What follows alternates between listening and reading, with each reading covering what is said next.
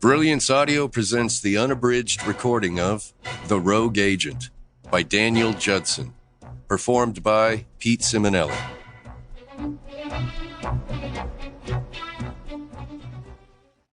Prologue. Tom awakens to the sound of barking in the distance. It takes all he has to keep from immediately sitting up, as any abrupt movement will disturb the sleeping woman beside him. Not just asleep, but deeply asleep, judging by the length and rhythm of her breathing. Stella's state is the first thing Tom determines. The second thing he does is tune in to the far-off noise so he can assess its nature. Is it the frantic, endless barking of a dog whose territory has been crossed by another animal? Or is it a more aggressive snapping, an indication of an intruder somewhere nearby? Maybe even more than one, possibly a team of men currently heading in their direction. Men coming to kill them. But Tom doesn't hear any of that. The commotion coming from the farm 2 miles to the south is the lazy yelping of a hound bothered by the full moon.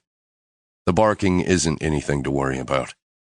And anyway, that isn't what had actually awakened him. Tom checks the clock on his bedside table and sees that it is a few minutes past 1 a.m. He has slept for 3 hours and will need to get up in less than 3 more. That is, if he can fall back to sleep right away, which isn't always the case post-dream. Out of habit, he confirms that his .45 caliber pistol is where he left it, to the right of the clock, and that the old Marlin Camp carbine they had found upon moving in is still leaning in the corner. Chambered in .45 as well, the Marlin has a 16-inch barrel that, while offering some accuracy at a range that the handgun can't, makes it particularly well-suited for close-quarter combat. For Tom, the real plus is that the carbine not only uses the same ammo as his pistol, a well-used 70 series Colt 1911, but also accepts the same magazine. A significant convenience in the numerous scenarios for which he and Stella have prepared. On the nightstand next to the pistol lie a half-dozen fully loaded McCormick power mags, which Tom can easily gather together in an emergency. Next to them is a 600-lumen pocket flashlight. He has long since come to terms with the fact that the need for such weaponry has extended into his civilian life.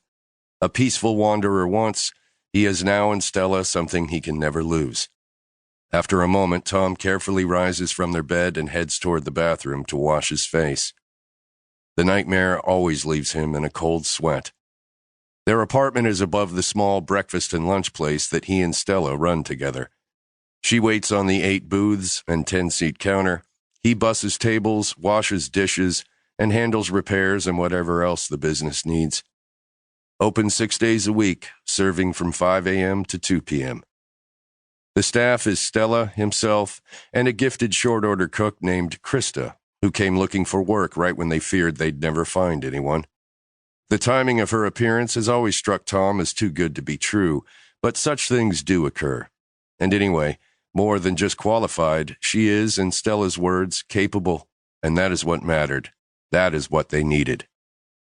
Stella would never have purchased the building had Tom not possessed the variety of skills necessary to bring the place up to code.